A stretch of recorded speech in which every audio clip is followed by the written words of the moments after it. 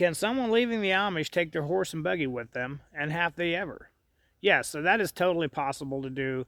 There's cases where a whole family will leave the Amish, like the parents will leave with their kids. And in that case, they don't necessarily leave the community. They just stay in the same property they were in, and they just go out and buy a vehicle and start dressing differently. It's not that complicated if it's the whole family that's leaving. And in most cases, yes, they don't leave their buggy behind. It stays right there on their property with them. The horse stays right there. They might eventually sell them when they figure out that they don't need them anymore, if they like the English lifestyle, and if they like driving vehicles, or maybe they'll keep it. If they have a farm, maybe they'll keep the horse around, and if they can grow the food for it. So it's totally possible. It has happened, but most of the people I know that leave the Amish, they don't still use that horse and buggy for everyday transportation, I guess is what I'm saying. They might still go out on a ride or a drive with the horse and buggy, but it will not be their only method of transportation.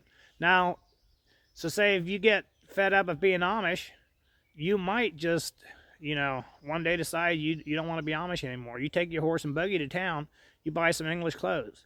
You put on your English clothes, you take your horse and buggy and go buy a car, with your horse and buggy. That's totally possible. But for myself, I would have probably just called a driver and been like, hey, can you take me to town? I need to go buy a car. But obviously I would have had to get a license first and all that.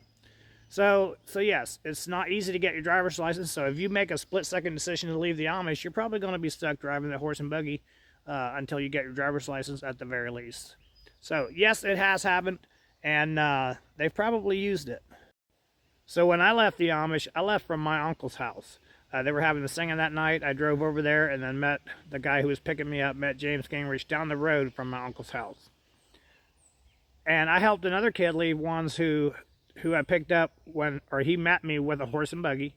He left a note at home saying he's going to leave his horse and buggy at this one barn that was it was the only building in this field.